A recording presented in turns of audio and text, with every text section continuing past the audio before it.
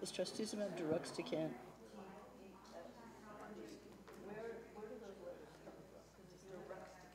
No, but there's no D. There's no D. Oh, no. Right, because it's a derivative of. Yeah, no, and I thought, I said, it's like DM1, they put the DM1, I think the D was bromelain 81 or something like that. Derivative? Yeah, they're all derivatives, because they have the links. That was my language. Yeah, no, but. So Andre is on the way, and we're going to like a few minutes later. Yeah.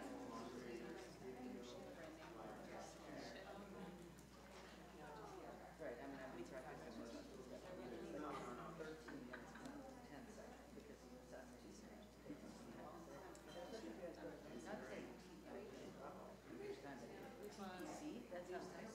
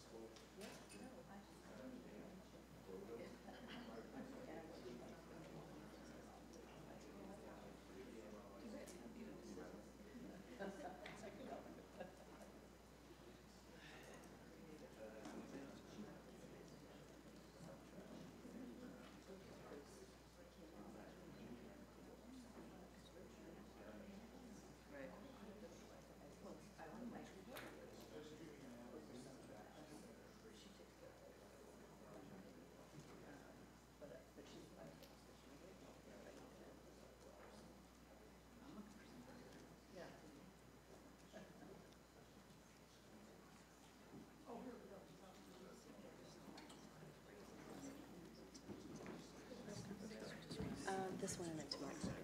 Do you discuss DBO for it? Yeah. Oh, that's good.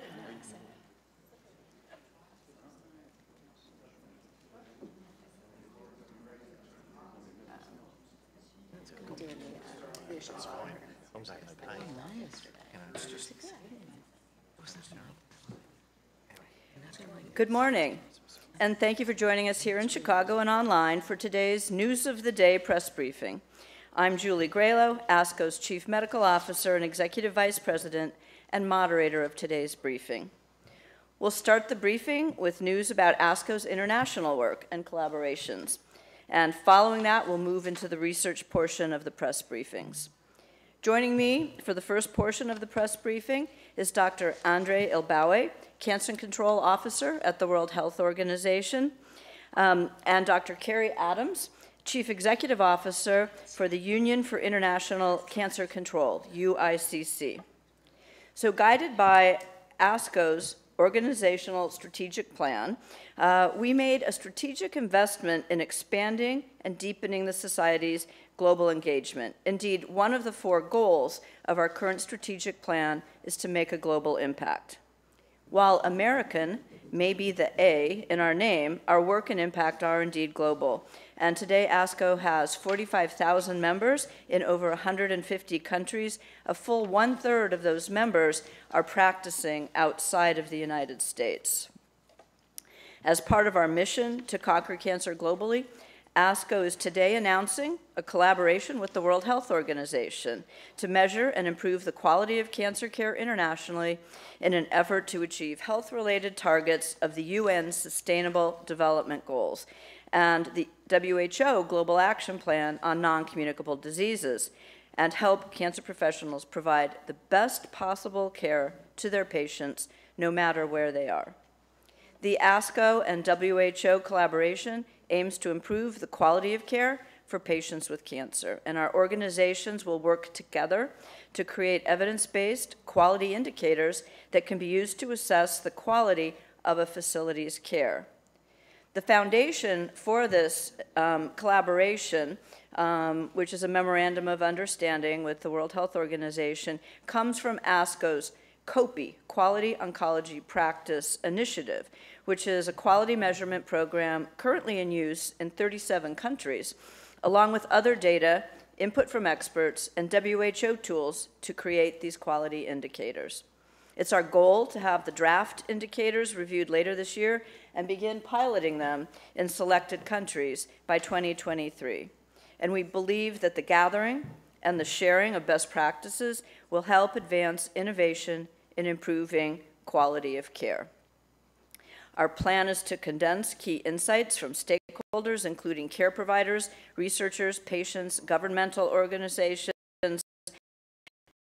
the society, the scientific literature, and other sources, to compile that information and to publish it as case studies and an overall report. So join me on stage in welcoming Dr. Andre Elbaway, who will talk a little bit about our exciting collaboration with the World Health Organization, and he will be speaking shortly at the opening session in more detail about global access to cancer care. Elbaway, and please come up to the microphone.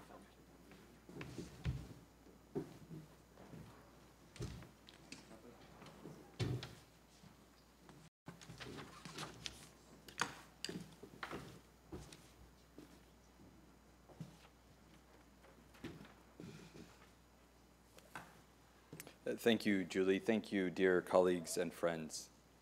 Every day we learn something new about the global cancer burden. What do we know already? Of the 20 million cancer cases each year, the vast majority, 60%, are in low and middle income countries. Nearly 1 in 2 Americans and nearly 1 in 6 living in Africa will be diagnosed with cancer in their lifetime. This provides a perspective of a burden that is so common that a new diagnosis of cancer is more common than a new diagnosis of HIV in the African continent. But outcomes differ tremendously depending on where that person is diagnosed with cancer. And this is because of access to care. Within the domains of access to care, we now know that quality is incredibly important. Because of the background work that ASCO has done, the work that we have taken on with governments around the world, the same cancer, the same stage, can have variations in outcomes that are 10 or 20%. If we were to compare this to a new innovation, we would call such an innovation a game changer. So the responsibility that we have is to understand how can we bridge that equity gap and how do we use quality as an opportunity to strengthen access to care. We're working with governments, and this partnership that we're announcing today is a new way to collaborate within the cancer community to support governments develop quality of care programs and to support cancer centers offer the best possible care. In the past decade, there has been a rapid acceleration in the global cancer agenda. This has been achieved because of international partners, government, civil society, and the private sector, as we heard from Julie, who have taken on cancer as a strategic health priority. We have learned time and again that the global cancer agenda is too broad and too complex for any organization to tackle it alone. The COVID-19 pandemic has also reinforced the importance of partnerships and the fragility of health systems and the difficulty of offering high-quality cancer care. Today, by announcing this partnership with ASCO, we're delivering on a new agenda to ensure when cancer services are built, they're done in a way that offers the highest quality care and meets the needs of populations and within the communities that they live. The profound inequality that we're working to address can in fact save millions of lives in the years ahead. Quality of care is an essential component of cancer control. If services are not high quality, outcomes are worse, Poor outcomes then serve as a disincentive for governments and other stakeholders to invest the necessary resources to bridge the cancer gap. This ASCO-WHO partnership builds on a successful legacy, including recent collaboration supporting Ukrainians with cancer, including refugees.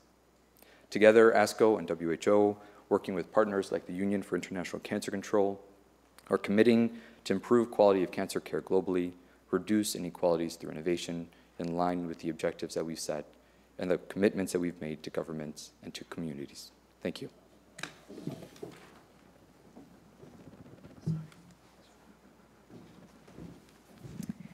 Thank you very much, Dr. Elbaway. We are just thrilled to be announcing this Memorandum of Understanding and to work more closely with the World Health Organization on our shared goals of improving cancer care no matter where you live.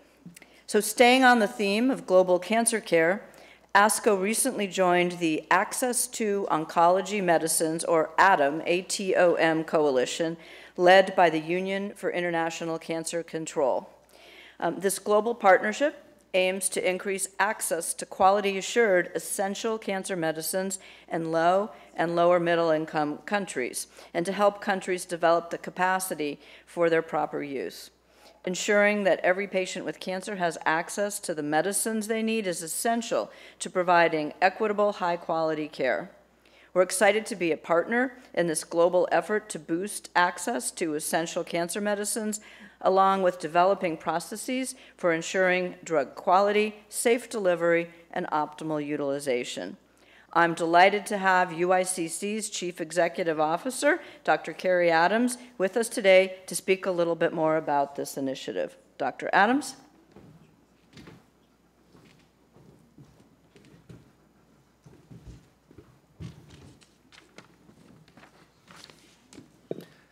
Good morning, ladies and gentlemen. And first of all, may I say thank you to Julie Graylow and ASCO for giving us this opportunity to join you at this press conference. And may I also congratulate ASCO and the World Health Organization on announcing their partnership, which is critical to addressing the challenges which are so well outlined by Andre. The UICC has been around some 90 years next year, and in the last few years has become more active in bringing partnerships together to address some of the biggest issues which we face in cancer control around the world. And some time ago, about a year or so ago, we were struck by the fact that some key numbers meant that we weren't really achieving the ambition that we wanted to achieve.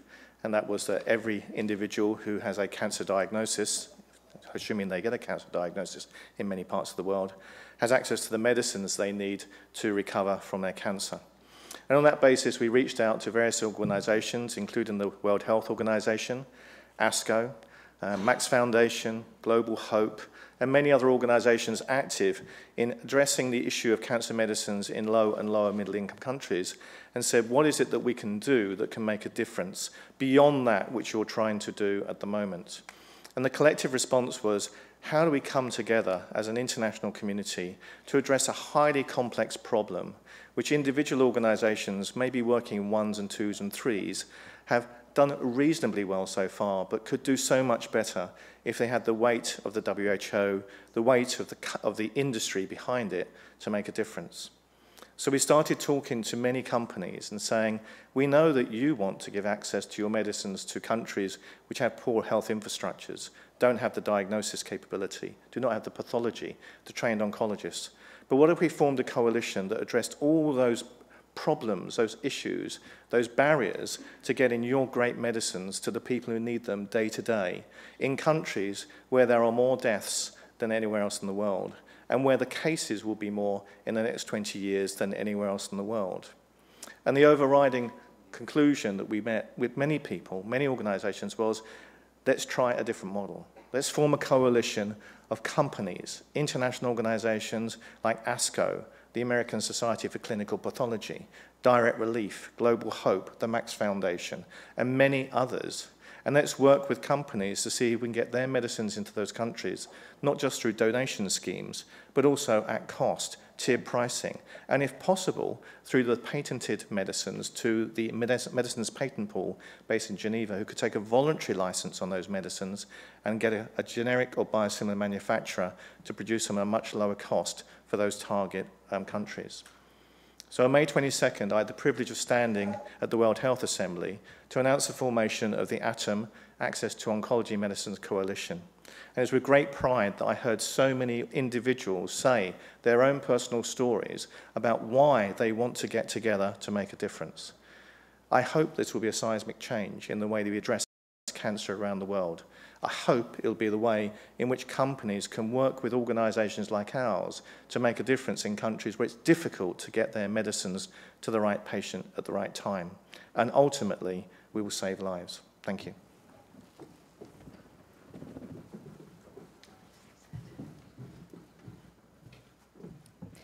Thank you, Dr. Adams. We'll now open it up briefly for some questions on ASCO's international work, and then we are going to let Dr. Elbaway and Dr. Adams go. Dr. Elbaway has an opening session presentation coming up soon, and then we'll start reviewing today's abstracts. If you're asking a question online, excuse me, please be sure to include the name of your media outlet and who you're directing your question to in the chat. If you're in the room, you can come up to the microphone and state your name, organization, and who you're directing your question to.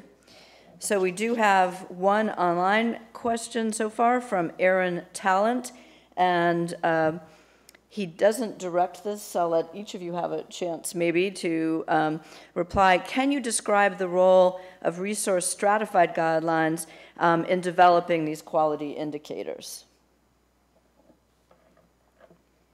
Thank you for that important question. What it gets to the heart is different health systems are able to deliver different cancer services. That is a reality that we all can understand. Resource stratification was a concept that we will understand what are the health system capacities, that is the resources in a particular setting, and use it to inform guidelines or standards of care. This is an important parameter because for us to be able to measure quality, we have to understand what is the reference standard in that particular country. So what we do with ASCO, with our partners when we work in country, is to try to identify what is the standard of care that should be made available to an entire population and use that as a benchmark against which we measure quality. So this idea of resource stratification is foundational to developing that standard, and also the recognition that governments are at different stages in developing their cancer systems, and we should use this opportunity to accommodate where they are, and then where they want to be. Thanks. Dr. Adams, do you have anything you'd like to add to what role will resource stratified guidelines play? I think Andre gave a perfect answer, actually. Perfect. It's absolutely perfect. So, you know, ASCO has developed some resource stratified guidelines in certain areas. We are developing some breast cancer resource stratified guidelines. The National Comprehensive Cancer Network, of course, has a set of harmonized guidelines, for example, for Sub-Saharan Africa, the Caribbean. So we're working closely. Every country is different, too. And so we're being sensitive to the use of that term, resource stratification. We sometimes get a little negative back. But really what we're doing is we're setting tiers of this is what everybody should be able to have. And that's what we're really working on. The WHO has an essential medicines list based on benefit and toxicity, but a drug can be bumped out because of cost on that essential medicines list. What the ATOM coalition is looking at is those essential medicines, but also those that have high value and you know, good responses, good you know, low toxicity, and they're only kept off the list because of the high cost. And that's where the voluntary licensing and the medicines patent pool and all comes into play. Did you have something else you wanted to add, Dr. Adams? Yeah, maybe if I could just add a couple of things. First of all, I think it's important that we take our guidance from the World Health Organization with regard to the essential medicines list, which medicines should be made available in countries. And the ATOM Coalition's ambition is obviously to work from that list as a core driver of the change that we wish to see put in place in the next 10 to 15 years. The second thing is I would just like to reinforce the importance of a national cancer control plan, because through that national cancer control plan, with appropriate support and the expert support that we can provide and others from around the world, we should be able to identify exactly what the challenges are in that country. And of course, so that will take into account the nature of the health system, the nature of the epidemiology in those countries, and also the resources available and how they should be prioritized in terms of their spend. So I think there's a whole series of challenges we have country by country, but what we do see is common problems: a lack of pathology, a lack of diagnostics, a lack of trained oncology specialists. So those common problems, I think collectively we can raise the bar on those, working diligently with the right people at the right time. Thank you. I see a question at the microphone. Yes, excuse me. Yeah, I'm Peggy Peck, and I'm with BreakingMed.org. I'm just wondering, and this is a very interesting announcement, and but how does this, what role, if any, or how does ASCO relate to ESMO, and how does that organization relate to who, which obviously is more global than just ESMO or ASCO? I'm just trying to figure out the players and how all this works. So I'll start and then turn it over to you two. So there is no way we are going to be able to achieve our goals without partnership and collaboration, and we are all working together. So we are working with ESMO, with ECHO, the European Cancer Organization, but we're also working with organizations, professional societies around the globe. We will not achieve our goals if we don't all work together. Dr. Elbaway? Yeah, thank you, Dr. Grillo, and this is an important question. In the past decade, we've seen a shift away in the cancer community from traditional siloed activities to a new model of integration. For us at WHO, we are always welcoming of international partners. As I said earlier, without partnership, we won't be able to advance the agenda. We have mechanisms by which we engage our partners. This includes the European Society for Medical Oncology, which is an NGO in official relations with WHO. What we do is find complementarity, because there are too many countries asking for support, too many activities that are needed on the ground for us to worry as to who is turf or whose domain is in which specific area. And what we have seen is the strong leadership from ESMO, from ASCO, from Uicc, from many of the international partners who we have that meet regularly, that meet with us, and deliver on their commitment that cooperation is necessary. So in the past 10 years, we have seen a dramatic shift, and this is opening a new generation for international collaboration in cancer. And just one example of our collaboration with ESMO is a global oncology curriculum. So we've come together to set what are the basics for training in oncology practice around the globe. So it's a global oncology curriculum. We're currently updating that because science changes and the global curriculum changes. But that's a strong partnership where we can agree with ESMO on what are the basics of training in oncology and what should be included. Thanks.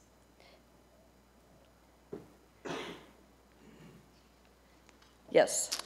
Suzanne Rose from Cancer Discovery. Dr. Graylow, I'm wondering if you or the other panelists could comment a little bit on the education piece here. It seems like there's been a lot of talk recently about getting drugs to other parts of the world and making them affordable. But once they're there, how are you going about training the physicians there or the other healthcare providers in terms of how to use those drugs? That's a great question, and that's why we're all together. Dr. Adams, would you like to start? Yeah, it's a great question. There are 3 pillars of activity for the ATOM Coalition, and pillar 1 is capacity building, training, education, support. And we've been very, very delighted to include in the ATOM Coalition organizations that have a track record of training oncologists, nurses, pathologists and diagnostics. So each of the partners are bringing their own particular angle and value and working, as Andre said, collectively to address the problems country by country. So by way of example, the American Society of Clinical Pathology has a long track record of training in country in low and middle income countries the requirements on pathology and diagnostics for medicines and of course radiotherapy and surgery as well as a consequence of their diagnosis. But also we've got Project ECHO, which is a fantastic online platform which brings hubs of excellence to provide online training to individuals who are in low and middle income countries. And Project ECHO have been almost one of the founders of the concept of the ATOM Coalition because they want to extend their capability to reach out to individuals and countries, hospitals, cancer centres, to provide that online training, which to some extent has really grown in importance during the COVID period, because we've all become more Teams and Zoom friendly. So we believe we're putting together the partners that can provide that absolute critical component, which is the training required to make sure when a medicine lands in a country, right through the supply chain, through to the point when the patient receives the medicine, that everything is of top quality as we can provide, given the experience of the Atom Coalition partners. Great. So I think, sorry, that bright light. So with that, I think I would love to thank you for your presentations. Looking forward to your opening session talk, Dr. Elbaway. Looking forward to working with both of you and your organizations. I really do feel excitement that while we've been talking about this for decades, that we're really on a precipice right now where we're going to finally make a difference and a dent, and it's all because of these partnerships and collaborations and working together. So congratulations on Project Atom, the Atom Coalition. Dr. Adams and I are wearing the little symbol. It's a drop of blood representing diagnostics and then a pill representing the therapy. And so ASCO is proud to be a partner in the Atom Coalition, and we're proud to now have a memorandum of understanding with the WHO. So thank you very much. We'll release you to head off to your other sessions, and we'll transition into the scientific portion of this press conference. So let's turn our attention now to today's abstract presentations. We have two presentations who will provide new insights into treatments for stage 2 colon cancer, as well as hormone receptor positive, HER2 negative advanced breast cancer. As a reminder, the embargo on these two lifted this morning at 7 a.m. Central Time, so the embargo has been released. So I believe that we have a video of the first presentation that will be coming up. For all of us, we ask that you use our ASCO affiliations for purposes of attribution in our meeting coverage. Our first presentation will detail the findings on the use of adjuvant chemotherapy guided by circulating tumor DNA analysis in stage 2 colon cancer. The lead study author, Dr. Jean T. of the Peter MacCallum Cancer Center in Melbourne and the Walter and Eliza Hall Institute, is presenting these findings, actually, I believe, as we speak, in the Clinical Science Symposium taking place just down the hall. So she provided a pre-recorded presentation for this press briefing. If you missed Dr. T in the press room yesterday and would like to talk with her in more detail about the findings, please reach out to a member of the media team in the press room to arrange a video. So we will start her presentation. Hi all, I'm Jeannie T, a medical oncologist from Peter MacCallum Cancer Center and Walter Eliza Hall Institute, Melbourne, Australia. The dynamic trial is a study aimed to investigate how a novel blood test called circulating tumor DNA can be used to direct post-surgical therapy in stage 2 colon cancer. For oncologists, how best to manage patients with stage 2 colon cancer after surgery remains a clinical dilemma, because we know that surgery alone can cure over 80% of these patients. Chemotherapy is currently offered to stage 2 colon cancers with high-risk features, despite the majority not needing or benefiting from it. Therefore, a more accurate way to predict for cancer relapse has the advantages of limiting treatment to those who actually need the treatment, while allowing those who do not need treatment to be spared unnecessary chemotherapy. The goal of chemotherapy when given after colon cancer surgery is to eradicate any micrometastases if it's present. But the challenge is standard CT scan cannot detect these minuscule cancer deposits. The circulating tumor DNA or ctDNA blood test, which detects DNA released from cancer cells, can identify patients who still have microscopic cancer remaining after surgery, and thus a very high chance of cancer relapse, if left untreated. The dynamic study was designed to show that using ctDNA blood test to direct post-surgical therapy in stage 2 colon cancer can reduce the use of chemotherapy without impacting relapse risk. 455 patients were allocated to either ctDNA-guided management, where only those with the positive ctDNA blood result received chemotherapy, while patients with the negative results were observed, or to standard management, where treating clinician decides on the use of chemotherapy based on standard pathological criteria. The main findings were that the strategy of using ctDNA result to inform treatment almost halved the number of patients who received chemotherapy post-surgery from 28% down to 15%. And despite the lower proportion of patients receiving chemotherapy with ctDNA guidance, the likelihood of being alive and cancer-free at 3 years is the same as standard management, which is 92%. We also found that for patients with positive ctDNA results, the chance of being alive and cancer-free is 86.4% after treatment with chemotherapy. For patients with ctDNA negative result, the chance of being alive and cancer-free is 92.5% without chemotherapy. So in summary, in stage 2 colon cancer patients, ctDNA assessment after surgery allows a more precise prediction of relapse and patient selection for post-surgical therapy. The ctDNA-guided approach can reduce the number of patients treated with chemotherapy without compromising on their relapse risk.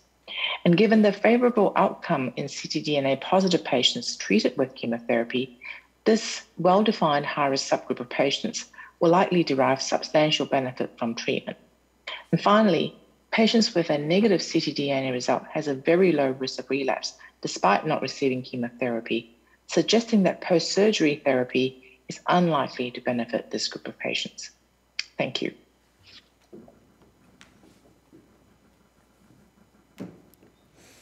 Our ASCO content expert on this study, Dr. Kathy Eng, who is a gastrointestinal cancer specialist, provided some comments in the press release that you should have received this morning, and she will be available to answer questions about Dr. T's study following today's briefing. If you'd like to speak with her or Dr. T, please reach out to the ASCO press room. And from my perspective, I see this study as an important kind of new concept in cancers where, for the most part, we have really very good survival and outcomes. So early stage colon cancer, early stage breast cancer, where we've been able to achieve, in the majority of patients anyway, excellent outcomes. And now we're starting to look at ways that we can de-escalate therapy in a subgroup who we know are going to do well, while continuing the more intensive therapy or even escalating therapy in the group who we know are not going to do well with our conventional therapies. So this de-escalation concept of, we were able to show in the dynamic study that we could give less chemo, but using liquid biopsies, circulating tumor DNA, we could pick out a group that didn't need or benefit from the chemo and still have the same excellent outcomes.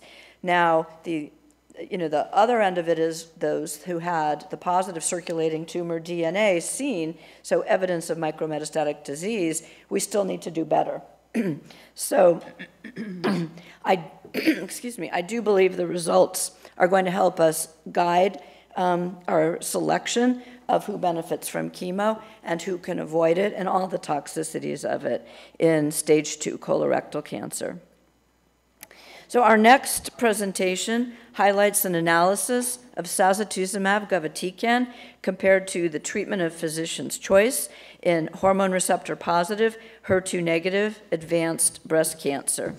Please join me in welcoming Dr. Hope Rugo from the University of California in San Francisco and the Helen Diller Family Comprehensive Cancer Center to present the findings. Thank you.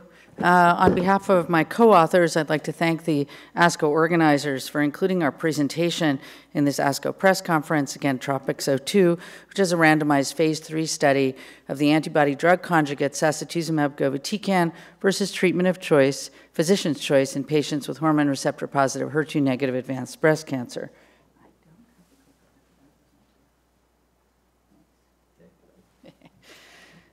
All right. So breast cancer, as you know, is the second leading cause of cancer death worldwide, and hormone receptor positive, HER2 negative disease is the most common subset, accounting for approximately 70% of this disease.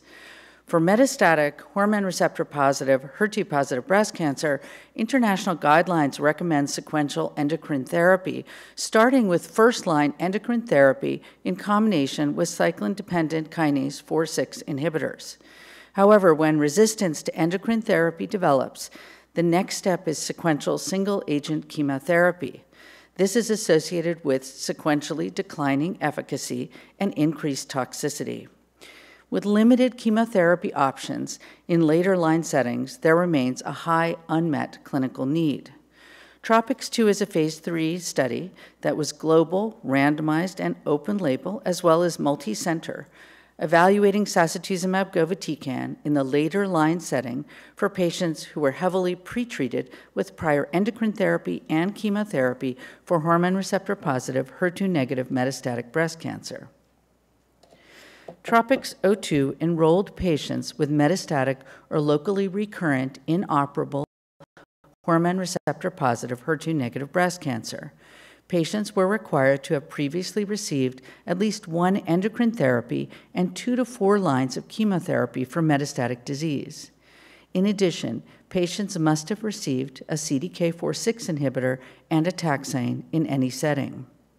Eligible patients were then randomized 1-to-1 to receive Sazituzumab govitecan on day 1 and 8 of a 21-day cycle, or single-agent chemotherapy of physician's choice, which included capecitabine, gemcitabine, vinorelbine, or eribulin. Randomization was stratified by the number of prior chemotherapy regimens, visceral metastases, or prior endocrine therapy for at least 6 months, and the primary endpoint was progression-free survival by blinded independent review. Secondary endpoints included overall survival, response and duration of response to therapy, quality of life, and safety. The demographics and baseline characteristics were generally well-balanced across treatment groups. However, it's important to look at the specifics. The median age in the intent-to-treat population was 56 years, and 95% of patients had visceral metastases. The median time from patients' initial metastatic diagnosis to randomization was approximately 4 years. Patients were heavily pretreated, having received a median of 3 and a range of 0 to 8 prior chemotherapy regimens in the metastatic setting. 86% of patients had received endocrine therapy in the metastatic setting for at least 6 months, and 40% of patients had received CDK4/6 inhibitors for more than 12 months. This study met its primary endpoint with a statistically significant improvement in progression-free survival by independent review. Median progression-free survival was 5.5 months in the Sazituzumab arm and 4 months in the chemotherapy arm. The hazard ratio was 0.66 with a p-value of 0.0003, corresponding to a 34% reduction in the risk of disease progression or death with Sazituzumab versus chemotherapy. A subset of these heavily pretreated patients had rapid progression in the first 2 months on treatment. Therefore, we analyzed progression-free survival at several key landmark time points. The Kaplan-Meier curves separated early and were consistent over time, with a higher proportion of patients alive and progression-free at all landmark time points. Progression-free survival rates for Sazituzumab versus chemotherapy were 46 versus 30% at 6 months and 21 versus 7% at 12 months. The safety profile of Sazituzumab in patients with hormone receptor positive HER2 negative advanced breast cancer was manageable and consistent with previous studies. No new safety signals were identified, and the most commonly reported treatment-related safety events were neutropenia and diarrhea. In patients who received sacituzumab, there were 6 events leading to death. Only 1 event was assessed as related to sacituzumab govitecan treatment. No other specific pattern was identified following detailed review of all safety events leading to death, and these events included COVID pneumonia as well as other illnesses. To summarize, the TROPICS-02 study assessed the safety and efficacy of sacituzumab govitecan in patients with heavily pretreated hormone receptor-positive, HER2-negative advanced breast cancer previously treated with endocrine-based therapy, CDK4/6 inhibitors, and at least 2 prior chemotherapy regimens for metastatic disease. Sacituzumab demonstrated a statistically significant progression-free survival benefit over chemotherapy with a 34% relative reduction in risk of disease progression or death. A higher proportion of patients were alive and progression-free at all landmark time points, with 3 times as many patients progression-free at 1 year when treated with sacituzumab compared to those who received chemotherapy. At the first planned interim analysis of overall survival, a non-significant numeric trend for improvement in sacituzumab treatment was observed, but the results are not yet mature, and further follow-up for overall survival is ongoing with an additional 2 analyses planned. Sacituzumab also demonstrated an overall health-related quality of life benefit with delayed deterioration for fatigue and global health status quality of life scales compared with chemotherapy. The safety profile of sacituzumab was consistent with that in previous studies. Conclusion, sacituzumab demonstrated significant and clinically meaningful benefit compared with chemotherapy in patients with heavily pretreated, endocrine-resistant, hormone receptor-positive, HER2-negative advanced breast cancer and should be considered a potential treatment in this heavily pretreated patient population. Thank you very much. Thank you, Dr. Rugo. Now, ASCO expert Dr. Jane Mizel will make a few additional comments about the significance of this research. Dr. Mizel? Yes, thank you so much. And Dr. Rugo, congratulations on these results and this extremely well-conducted trial. These are not easy studies to run, particularly in such heavily pretreated patients.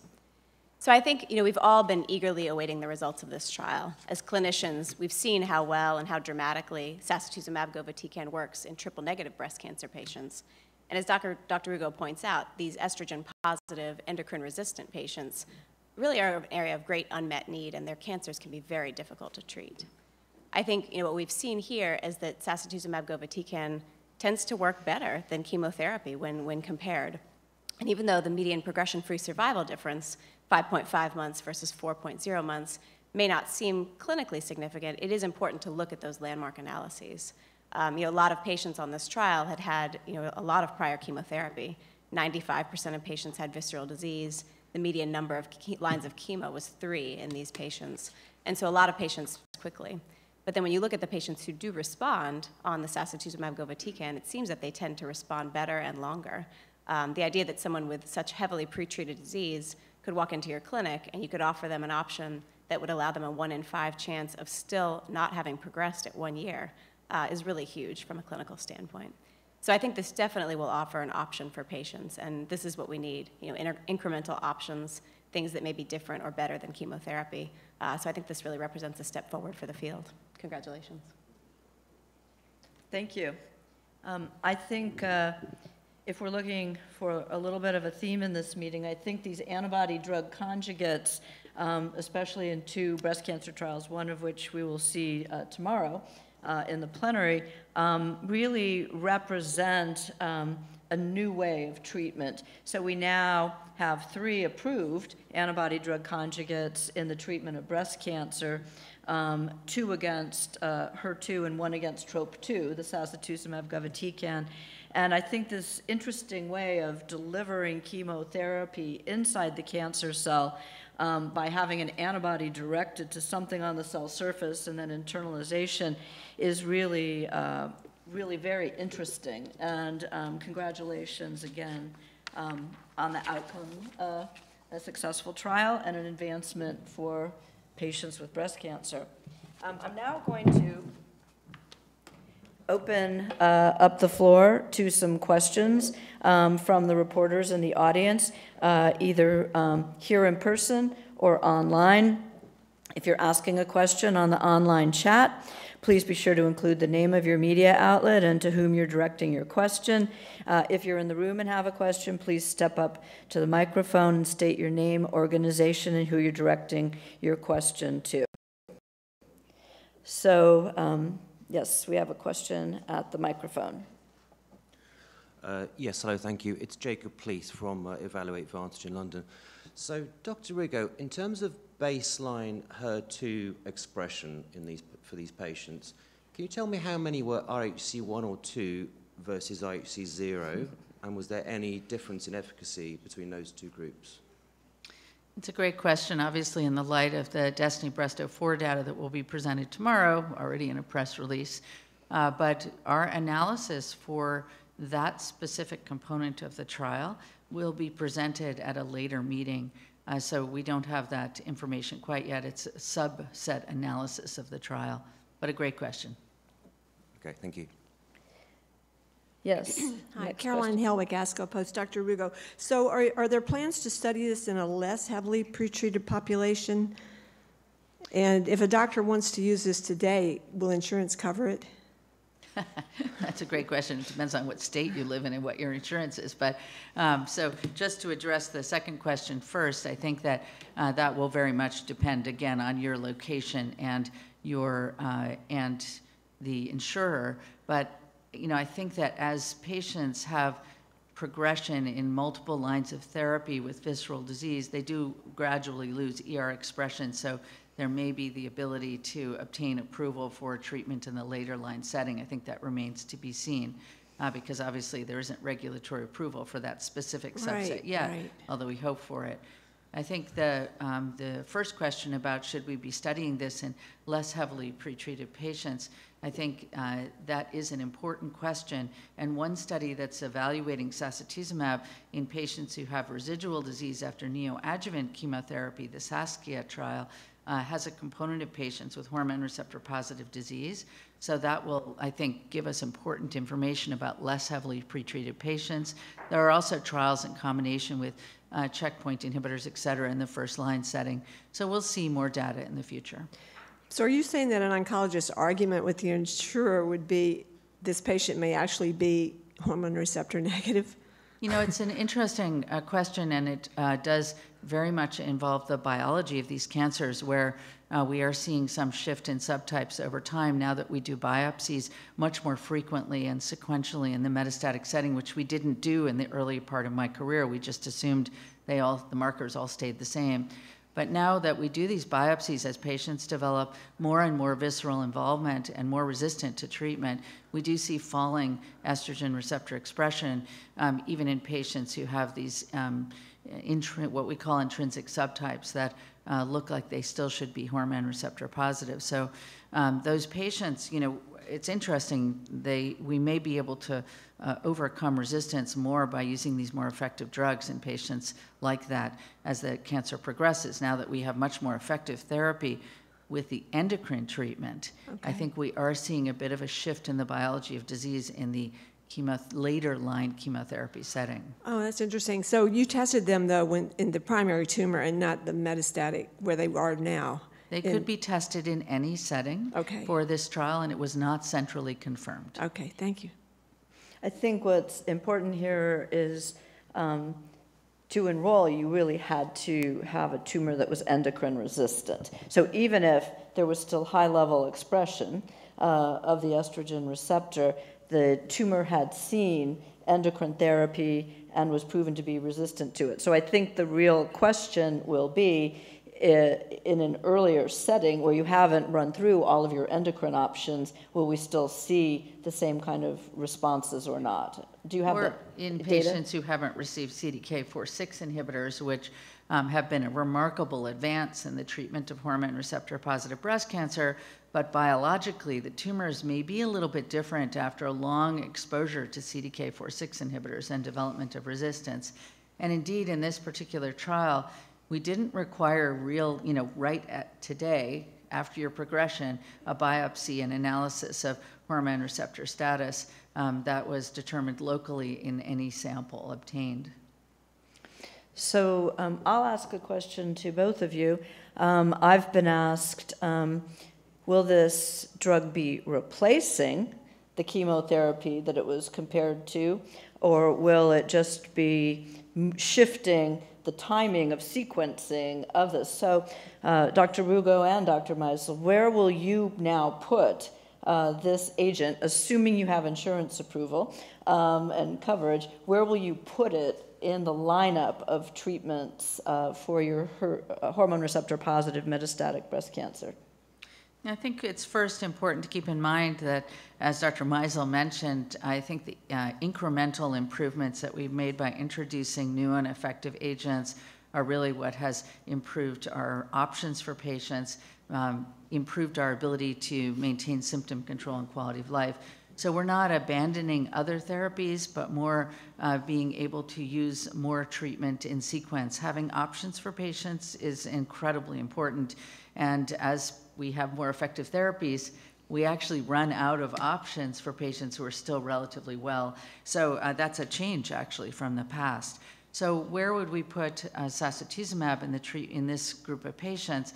I think what we like to do is treat patients as early as possible in the chemotherapy portion of our treatment to avoid more bone marrow suppression or low blood counts that can involve more time for the patient, cost, and risk of complications. That said, there will be, I think, ongoing discussions about the HER2 low component and how we manage antibody drug conjugates in sequence and how they function in sequence. But it's important to keep in mind that there is a 65% of patients with hormone receptor positive disease are HER2 low, but the rest of the patients, 35% in this big population, are HER2 zero. And some patients, of course, have reasons that they can't tolerate certain drugs. So I think, you know, as we've done in triple negative cancer, we've tried to move it earlier to try and avoid the toxicity and give the best efficacy chance possible. Yeah, no, I completely agree with that. And I think, you know, having this as an option to use a little earlier on is a really nice thing. You know, in this study, patients had 2 to 4 chemos in addition to all of their endocrine therapy. So again, a very heavily pretreated population. And I think, you know, having this option allows you to have a conversation with your patient about options, side effect profiles, really shared decision-making about what comes next. But I think for me, assuming this gets approval and I'm able to use it via insurance companies, I would probably push this towards the, you know, I would use it after 2 as opposed to after 4, because it does seem like it benefits patients both in terms of, you know, how well they're likely to do in terms of response and also their quality of life. So definitely a step forward. And I think we will, as you said, be reckoning with the Destiny Breast 04 data as well in a good way for our HER2 low patients. But again, having more options to bring to the table is always a good thing.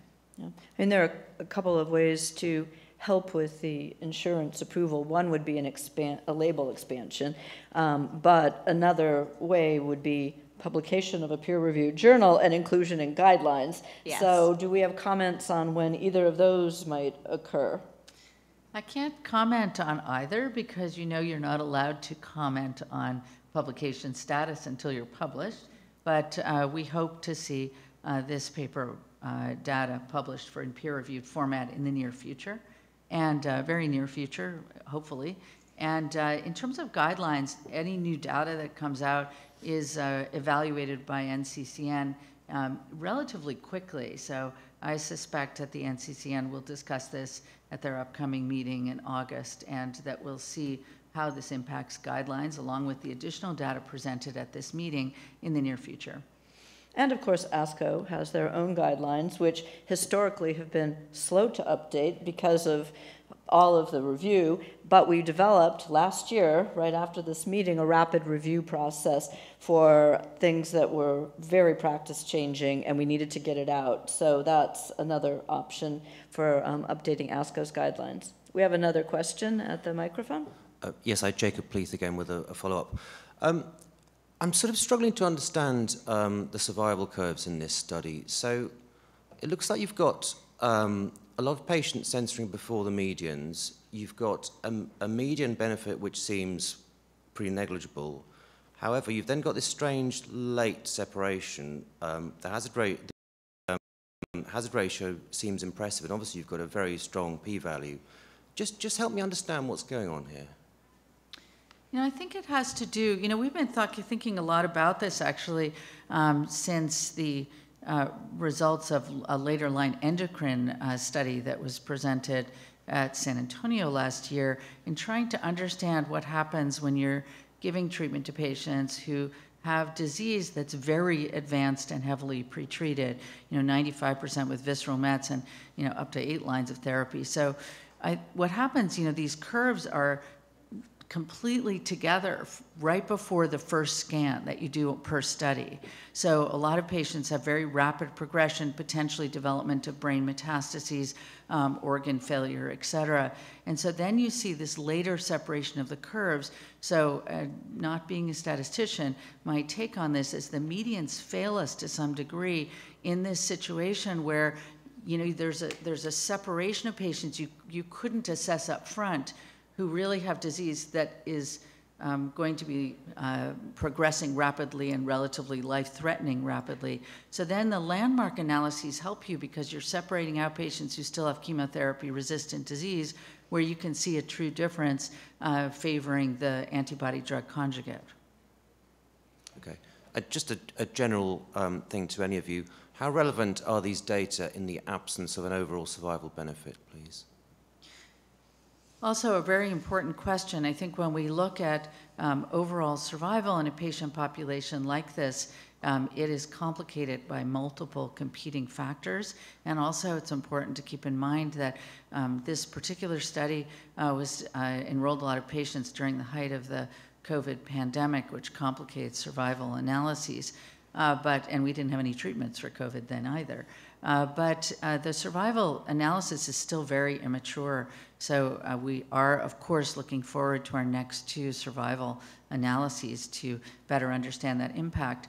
But I think that for a patient, and I'm interested in Dr. Mizel's take on this, I'm a busy clinician taking care of patients largely with metastatic disease. I think that being progression-free for a long period of time has a big impact for the patient. And so that is still a benefit, even when we're still waiting to look at survival endpoints. Yeah, no, I would echo that entirely. I think in my practice, for these patients who are, to some extent living from lab draw to lab draw and scan to scan, to be able to get good news several times in a row means a lot. And overall survival, of course, is great to see. But progression-free survival, especially at 6 months and 12 months that looks like this, again, where the rapid progressors, you're kind of not including as much in those analyses, is a really nice thing. So I think the overall survival is nice to see, but the progression-free survival from a clinician standpoint and a patient standpoint really makes a difference. And I think, with metastatic disease, we're also thinking a lot, not just about length of life, but about quality of life. And patients on this drug, did do relatively well and felt relatively well, and the safety tolerability of this drug is very manageable. So I think that represents a step forward as well. Great. Well, I think we're at time now. And so we will close this press briefing. If you have additional questions, if you're unable to catch any of the authors after the briefing, ASCO staff will be very happy to help arrange an interview for